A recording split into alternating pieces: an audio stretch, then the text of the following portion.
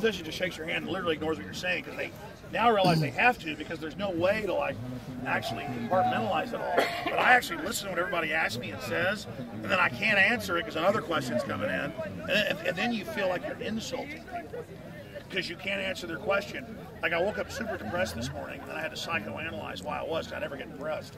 And I realized it's just because I'm going to try to get out here and talk to everybody, and I want to talk to you. I want to hear what you have to say.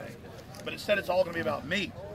Like I'm tempted to be the first speaker tomorrow, and instead of like being one of the last speakers, because I want to not sit there and even worry about who speaks when, because it's about you. It's about what you're doing. It's about the photos you're going to get of these people. It's about people you're going to wake up. That's what the future is all about. It's about your children. It's about my children. It's not about some cult of personality, about Henry Kissinger or David Cameron or Alex Jones for that matter. It's about ideas that bind us together, ideas of freedom and real equality and true weights and measures, not fraud, not insiders robbing everybody, and that's what's going on in there.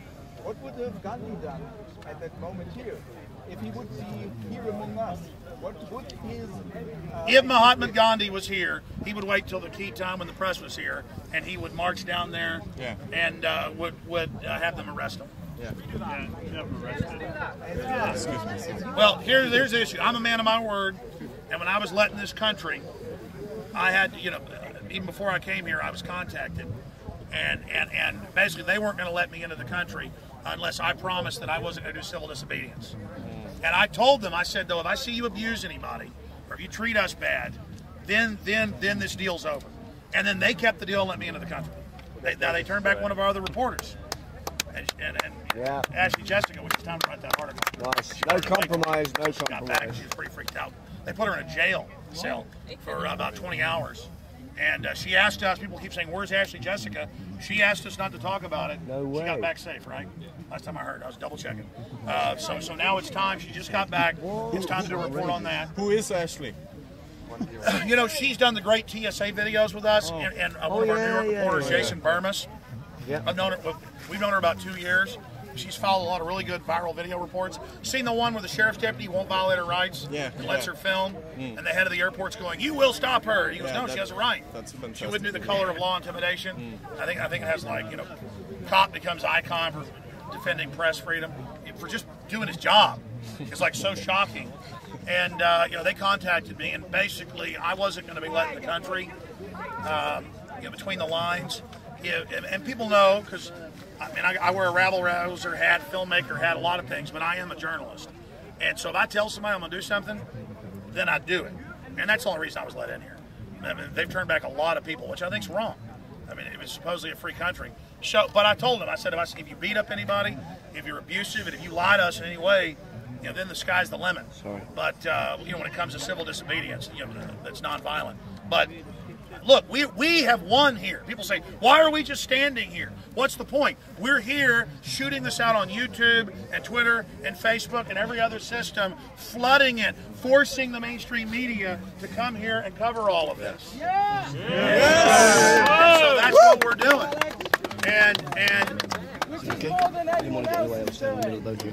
Absolutely. So, again, this is not about Alex Jones being here. It's about all of you. So I think you should all file reports. I have so many people come to me and they say, I want to work for you. Well, I'm out of money. And I'm out of it. I'm spending right now a little bit more than I'm actually taking in. It's okay, I can just do some more sponsoring, but I hate doing that. I'm always skipping breaks and stuff. But that's a side issue. I'm saying I can't hire more people because I don't have more money. And then I tell them, okay, you guys said you've read 50 books. You know what's going on. You're eloquent.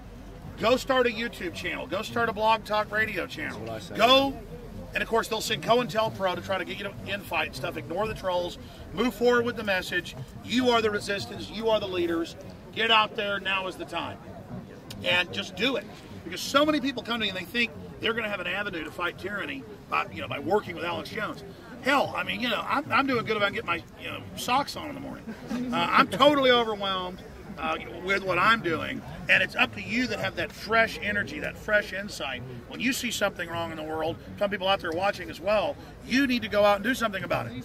Instead of just arguing with me, too, about certain things I say or certain things I do, don't worry about me.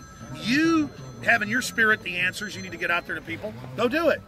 Now is the time, because resistance is victory. And the reason I've always said resistance is victory is if we resist by speaking out, by saying no, by morally speaking out, by putting out art that promotes liberty and beauty and freedom, everything they promote pushes death and destruction and weakness and attacks on the family and attacks on men and attacks on women and attacks on children. They are dissolving your society here. They are dissolving your culture. They are literally hunting you.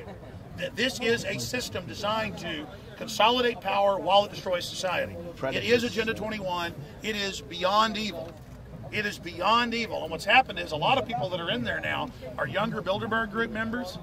And, you know, they come out, people like Bill Joy, who I've talked about so much 13 years ago, in the April 2000 issue, or was it 99 issue, of Wired magazine. He said, I went to a meeting with 200 top tech people. He was worth like $4 billion at the time, worth even more.